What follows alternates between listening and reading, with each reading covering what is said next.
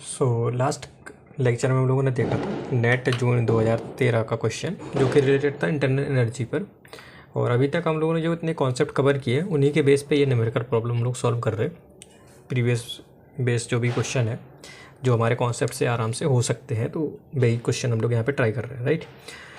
एक और क्वेश्चन देख लेते हैं नेट जून 2022 का, जिसमें क्वेश्चन इस तरीके से गिवन था कि ए system of n non-interacting particles in one dimension, each of which is in potential Bx is equal to gx की power 6, where g greater than 0 is a constant and x denotes the displacement of the particles from its equilibrium position.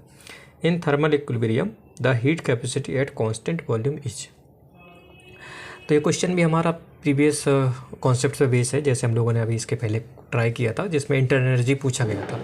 और आपको ये तो पता ही होगा कि अगर internal energy पता है सिस्टम की, तो हम लोग उसके लिए हीट कैपेसिटी भी निकाल सकते हैं एट कांस्टेंट वॉल्यूम पर, ठीक है।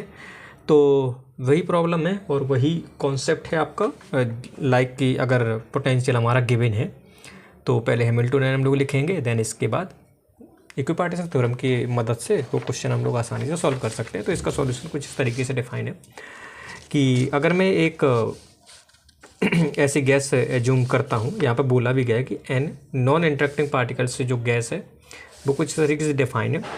और 1D की बात कर रहे हैं हम लोग, जो आपका पोटेंशियल है वो 1D पर डिपेंडेंट है, सिर्फ एक्स पे डिपेंडेंट है, ठीक है।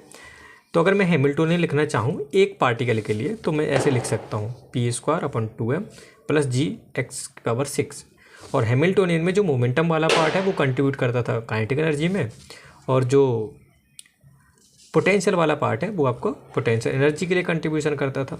तो अगर मैं देखूँ इक्विपार्टीशन थ्योरम में कि बोला गया था कि अगर क्वाड्रेटिक टर्म्स है आपका, तो हर एक क्वाड्रेटिक टर्म जो हैमिल्टनियन में प्रेजेंट है वो सिस्टम की इंटरनल एनर्जी में हाफ kBT का कंट्रीब्यूशन करता है।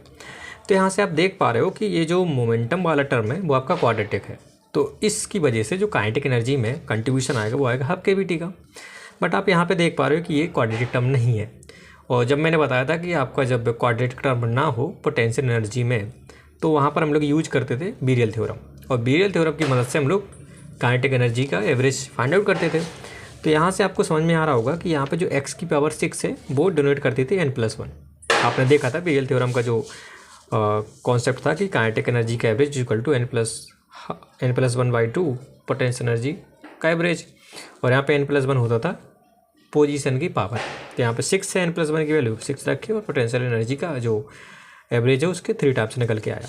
तो यहाँ से आप देख पा रहे हो कि जो काइनेटिक एनर्जी का एवरेज है वो हमारा हाफ kBT है, गॉट इट। तो यहाँ से पोटेंशियल एनर्जी का जो कंट्रीब्यूशन आएगा वो आएगा आपका 1/6 kBT।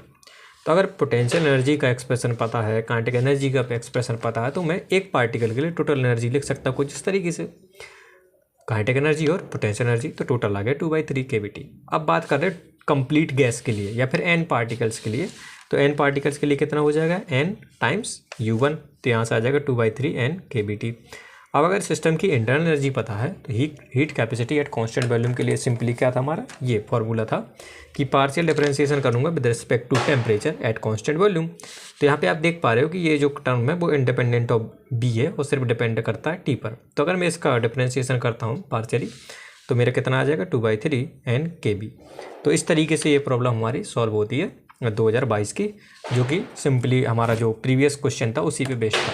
तो नेक्स्ट वीडियो में फिर से हम लोग ऐसी प्रॉब्लम देखेंगे और सॉल्व करेंगे उसमें क्या कॉन्सेप्ट यूज हो रहा है। तो अभी के लिए इतना रखते हैं, नेक्स्ट वीडियो में दूसरी प्रॉब्लम डिस्कस करेंगे।